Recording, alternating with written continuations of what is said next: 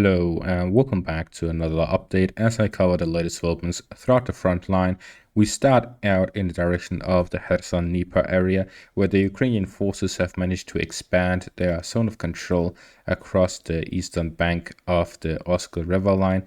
We see that they managed to push westwards from their currently held positions and trying to expand their foothold. It doesn't seem like it doesn't look like the Russian forces have managed to launch a successful counterattack yet, but there is some fighting ongoing in this direction. And as we see that the Ukrainian forces have managed to gain a foothold across the Dnieper River, the Russian forces fired the commanding officer in charge of the Dnieper area, which means that there were likely some issues with that commander, and therefore they're switching around. There's also the possibility of the Russian army just being angry that something actually managed to come through. Whichever the case, we see now that there's a switch in command, and we'll have to see if that has an effect on the front line here in this direction. We then move on to the Robotyne area, where we here see that the Ukrainian forces managed to advance west of Robotyne. With this, they are attempting to expand their zone of control west of Robotyne, as well as some fights in the eastern parts. This is to expand the foothold they currently hold in the depth of the Russian defenses. They have managed to advance somewhere around 8 kilometers deep into Russian territory. And according to a Times article there, they interviewed the commander-in-chief of the Ukrainian army, Zaluzhny. He said that the Russian defenses here in this direction, in the Zaporizhzhia front, actually spanned a total of 15 to 20 kilometers of minefields. So this actually means that after 5 months of a Ukrainian counteroffensive, they didn't manage to even break through half of the minefields of the Russian forces. So with this, we see that they clearly do not have the capacity to launch a successful offensive against the Russian forces in terms of getting through the minefields that the Russian forces have built in preparation.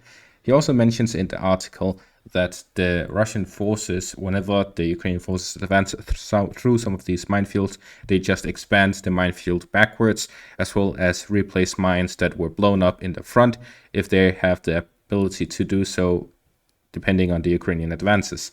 So we're seeing that the minefields is a huge hindrance for the Ukrainian army, which is something he mentions in the article, where he covers all of the different parts where he believes needs to be achieved by the Ukrainian army before they're able to actually advance or launch a successful offensive again. But we'll get back to this article later as we cover the different advances here in the Battle of Avdiivka in the direction of the city northwest of Donetsk. What we're seeing on this part of the front line is that the Russian forces have managed to advance in the north of Krasnohorivka, and there is heavy fighting all throughout the surrounding areas of the city. We're seeing that the Russian forces are attacking north of Krasnohorivka, northwest of Krasnohorivka, and southwest of Krasnohorivka in the direction of the coke plant. They're also attacking west of Kamyanka and south of Kamyanka, trying to establish proper positions to the east of the city. We're also seeing them attack in the southeast of Avdiivka, where here there's a Ukrainian outpost and military base. In the south of Avdiivka, where here there's heavy trench systems. Southwest of Avdiivka with another Ukrainian military base and fortifications. To the northeast of Upytne to expand the zone of control and protect the village from the Ukrainian counterattacks we're seeing in the area, and to the north of Vodiane in the direction of Severne and to the west of that area. Meanwhile, the Ukrainian forces are counterattacking to the west of Vodiane from Pervomaiske, in the northeastern parts of Upytne, south of Avdiivka towards the Russian gained positions in the trench networks, and in the northern parts east of the coke plant trying to regain control over the forest lines by the railways, and to the north in the direction of the recently gained territory by the Russian forces by Krasnohorivka. So what we're seeing here is that there's heavy fighting taking place because the current days is days of sunlight, where we're seeing that both drones, airplanes, and armored vehicles are able to launch their operations in this area. And I say armored vehicles because we're both seeing an influx of NATO weapons such as Leopards and Bradleys and M113 infantry fighting vehicles and armored personnel carriers, as well as an increase in the use of Russian armored vehicles by the Russian forces after the first few days where they lost a lot. Since then, they've mainly focused on infantry-based assaults. The current situation is that the Russian forces are focusing on advancing and increasing their zone of control by Krasnoyarivka.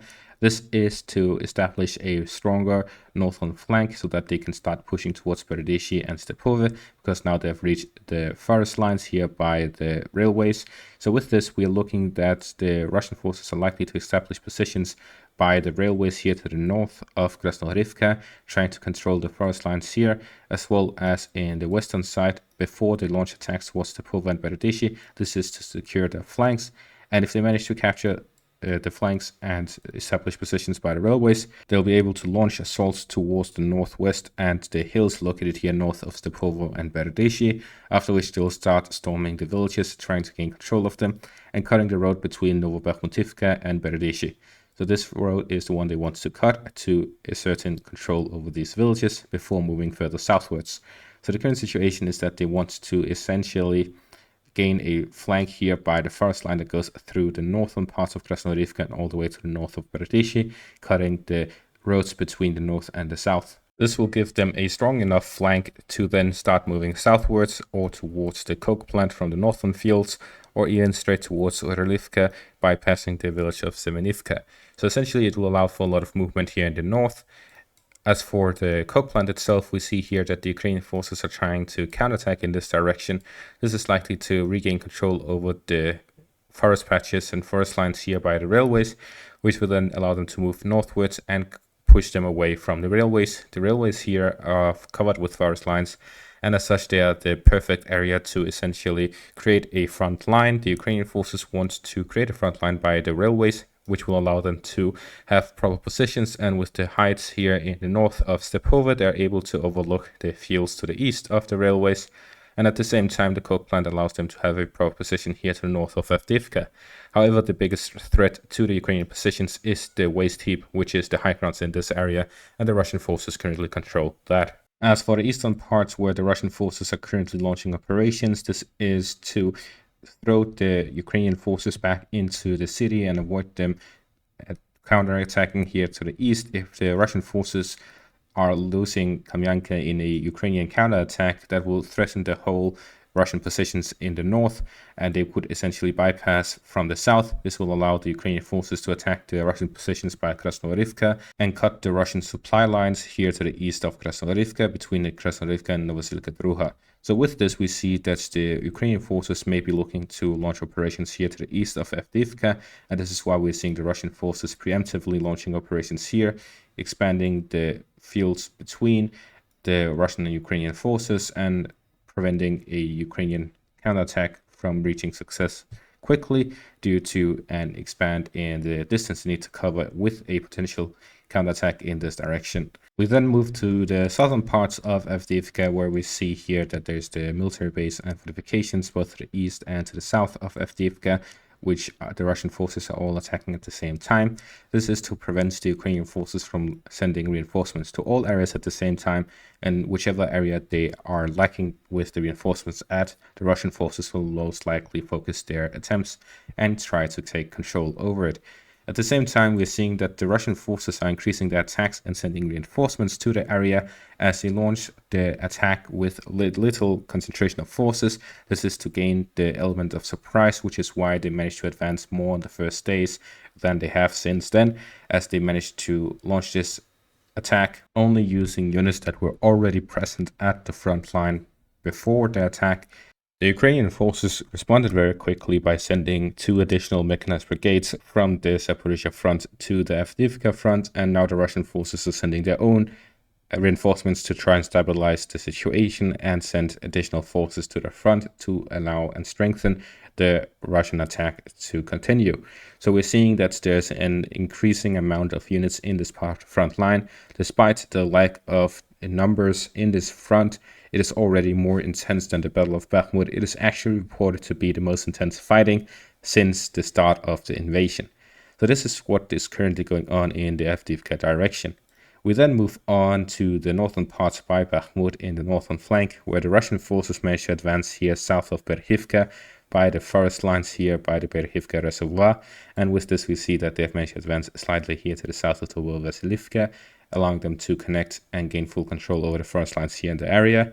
As for the northern parts, there was a slight advance here southwest of Selesnyansk towards the Vasilivka, and in the northern parts by the Kupyansk-Sinkivka area, we see that the Russian forces managed to advance slightly here to the south of Liman Pershi after Ukrainian counterattacks earlier this month allowed them to push the Russian forces back towards the village. So the current situation is that although the Russian forces are sending heavy forces to the Avdiivka direction, where we're now seeing the heaviest fighting, there's also fighting elsewhere with both Russian and Ukrainian forces attempting to pressure the opponent and trying to advance, gaining footholds and so on to try and get a tactical advantage on the front line. It has moved from a pure battle of attrition to a positional battle where we see a lot more movement than just destruction. Moving back to the article, there are a few points that Solution raises that he means by gaining these advantages, they're able to win the war, basically. So these 5 things is: the first one, air superiority. The second one is to be able to breach mine barriers in depth across the 20 kilometers that the Russians have prepared. Increase the effectiveness of counter battery and electronic warfare, and then create and prepare the necessary reserves needed to take advantage of this breach. We currently see that the results of the offensive in the Ukrainian south by the Zaporizhzhia front, we see that they managed to breach through half of the minefields, and then they were stopped there. That means the Russian forces were able to prevent a Ukrainian offensive from breaking through their defenses. The Ukrainian forces did not have enough forces to break through the whole front. And even if they managed to continue this struggle and be able to advance through all of the minefields, they wouldn't have any reserves to take advantage of that breach. So what we're seeing is that the Ukrainian forces are looking to have better quality, higher quantity soldiers and equipment to be able to break through and take advantage of a breakthrough. This is all logical. He's stating the obvious. What is important to note is that behind the facade of this article, we see that there are 5 major issues with the Ukrainian army. The first one is a weak air force. The second one is that they are not able to break through minefields in depth. The third one is the effectiveness of the counter battery and electronic warfare systems is not enough. The Russian forces are able to outgun them with artillery. And then finally, they do not have the necessary reserves to continue fighting. All of these 5 issues are issues that the Ukrainian forces currently have and the reason for their failed offensive. They do not have enough firepower, they are not able to break through the minefields, they do not have air superiority, and they do not have enough manpower.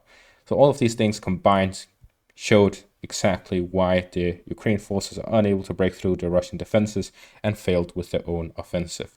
And that is going to be all for this update. Thank you all for watching and have a great day.